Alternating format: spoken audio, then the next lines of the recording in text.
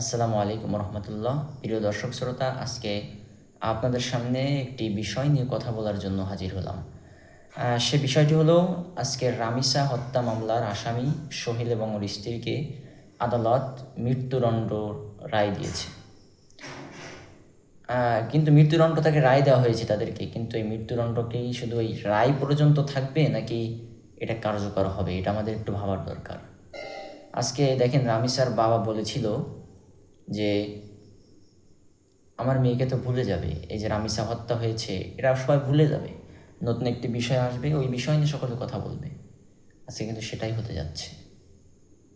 ঠিক আছে, আজকে সেটাই হতে যাচ্ছে। দেখেন, রামিসা হত্যা মামলার রায় দেওয়া হয়েছে, এই রায়টা কবে নাগাদ কার্যকর হবে? এরকম মৃত্যুদণ্ডের রায়ের আসামি তো কারাগারের ভিতরে অনেক আছে। আমরা আসিয়া হত্যা দেখেছি, আসিয়াকে দর্শন করে হত্যা করা হয়েছে, আমরা দেখেছি। এরকম আরও অনেক কিছু দেখেছি আমরা, অনেক মৃত্যুদণ্ড দেওয়া হয়েছে। কয়জনের মৃত্যুদণ্ড কার্যকর করা হয়েছে? শুধু কি মৃত্যুদণ্ড রায় দিয়ে দিলাম, কারাগারের ভিতরে থাকলো, সরকারি টাকায় ও খাওয়া দাওয়া করছে, হয়ে গেল বিচার?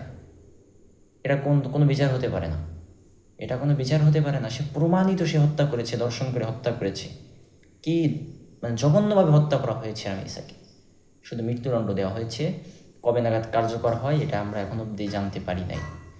কিন্তু যদি এই রামিসা হত্যা মামলার আসামিদের মৃত্যুদণ্ড কার্যকর করা না হয়, অল্প দিনের ভিতরে কার্যকর করা না হয়, তাহলে কিন্তু এই বাংলাদেশ এর থেকে জঘন্য মর্মান্তিক ঘটনা আরও খুব দ্রুতই দেখতে পাবে। তাই আমরা সরকারের কাছে বিনীত আবেদন করছি, অনুরোধ করছি, রামিসা হত্যা মামলার আসামি সোহেল এবং ওর স্ত্রীকে আজকে যেহেতু রায় দেওয়া হয়েছে, অল্প কিছুদিনের ভিতরে এদের রায়টাকে কার্যকর করা হোক। এদেরকে ফাঁসির দড়িতে ঝুলিয়ে এদের বিচার কার্যকর করা হোক। তাহলে হয়তো এই দেশ থেকে কিছুটা হত্যা কমবে, ধর্ষণ কমবে, খুন কমবে, গুম কমবে ইনশাল্লাহ।